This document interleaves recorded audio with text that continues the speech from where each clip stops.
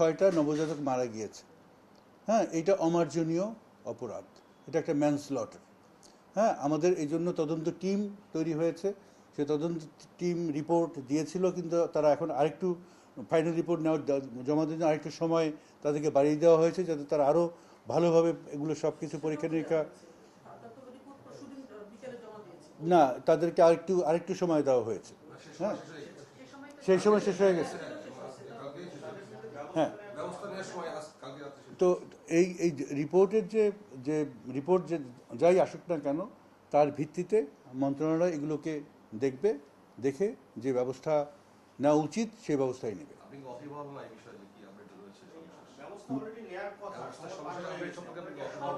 না, এখন পর্যন্ত আমার মাননীয় মন্ত্রী উনি বলেছেন, হ্যাঁ, এইভাবে কঠোর ব্যবস্থা নেওয়া হবে। যেই দায়ী হিসেবে শনাক্ত হবে, যদি একজন প্রতিষ্ঠান হিসেবে 8 দিন দায়ী হয়, তবে প্রতিষ্ঠানের বিরুদ্ধে ব্যবস্থা নেওয়া হবে। যদি প্রতিষ্ঠানের কোনো কর্মচারীর গাফিলতির জন্য এই সমস্যা হয়, সেই কর্মচারীর বিরুদ্ধে ব্যবস্থা নেওয়া হবে। আমাদের দেশের যে আইন, এই আইনি কাঠামোতে যে ব্যবস্থা নেওয়ার কথা বলা আছে সেইভাবে ব্যবস্থা নেওয়া হবে।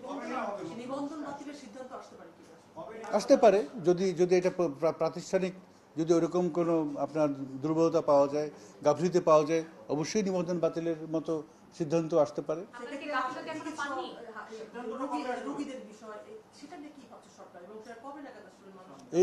এই ব্যাপারটা আমি অতটা ভালো জানি না। আমার মনে হয় যে এই ব্যাপারে আমি এখন তেমন কোনো মন্তব্য করব না। এইটা মাননীয় মন্ত্রী উনি বলবেন।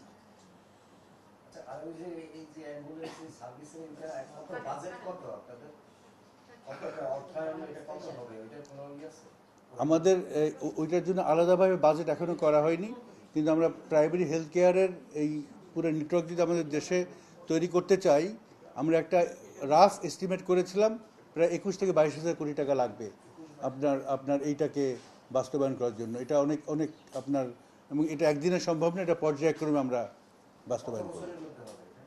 আগামী 3 বছরের মধ্যে সারা বাংলাদেশের নেটওয়ার্কটা এস্টাবলিশ হবে ইনশাআল্লাহ।